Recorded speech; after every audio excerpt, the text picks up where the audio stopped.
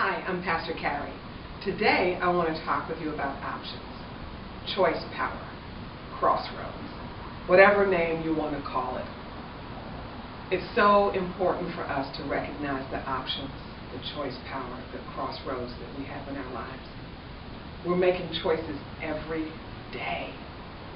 And often we don't even recognize them as choices, but as this is the logical next step, or this is what I had to do because of X, Y, or Z. Well, sisters and brothers, we really do have a lot of choice power, often that we give away. Well, I want you to focus about different choices you've made in your lives that have helped you either go toward your first love or away from it. So what's your first love? I remember when I was 8 years old, my first love was a boy in my class. Well, actually, we started dating when we were 6 years old, and Randy Carrier, and I don't know if you're out there, Randy, but hi. Randy was my first love. He was my first boyfriend, and I just loved Randy. And then my parents moved away. Our family moved to another area of Baltimore. And I remember being out on the back porch one summer evening. It was in June, so maybe it was,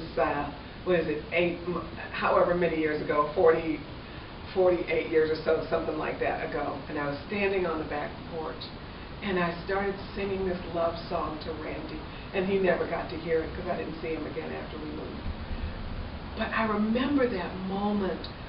I was inspired by movies that I had seen, and just that joy of, and that sorrow of that first love, and being away from that first love. Well, I suppose I've carried that experience and that sentiment into my whole life, especially as it relates to God. Because ultimately, I decided a long time ago, regardless of whether somebody moved me to another town, or regardless of one job didn't work, or regardless of a relationship that didn't work, or health issues, or finances, or whatever might come, to always focus on my first love. To make a song about my first love, as I did that summer evening on the back porch as I was pining for Randy. Well, I often think about God as my first love, even before Randy actually. But I also think about me and about you, each of us, as God's first love, and how God sings over us and says, "Oh, my love, I will not let you go." I'm just making that song up right now. But anyway, I think about that and the choices that we get to make in either going toward the first love or choices that we make taking us away.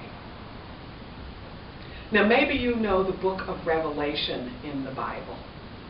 A lot of people either stay away from Revelation because they heard it's a whole bunch of scary stuff in it and the end of the world and whatnot, or some people stay away from it because they don't quite understand it. Well, here's the thing about the book of Revelation. There are letters written to 7 churches, and that focus in those letters is really about the choice for focusing on and being with and celebrating the first love. That's what that book is really about. And all the different choices we make along the way that lead us into more intimate relationship with that first love, God, or that lead us away from it, and what some of the consequences can be in our lives. Lots of madness and chaos and destruction and confusion when we go away from the first love.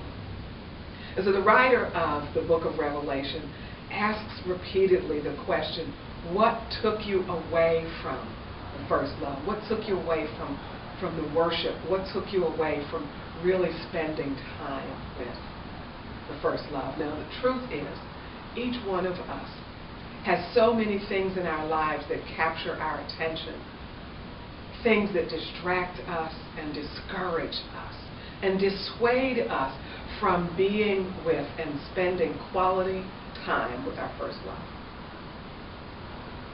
And when we do,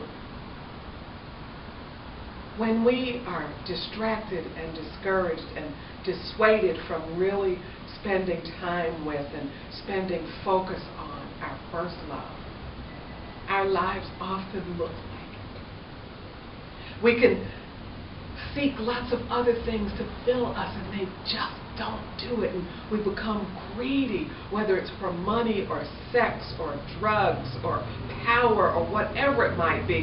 We can't get enough of it because we're trying to get things to satisfy us that only the relationship with our first love can satisfy. But it's always a choice.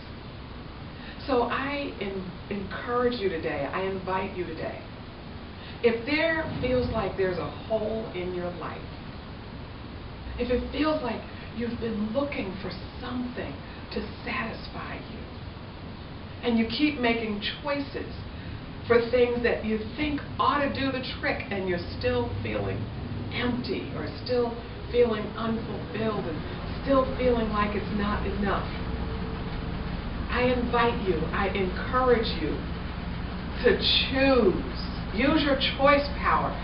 Use this as a moment of crossroads to exercise your option for really deepening your relationship with your first love, the one for whom you are also the first love.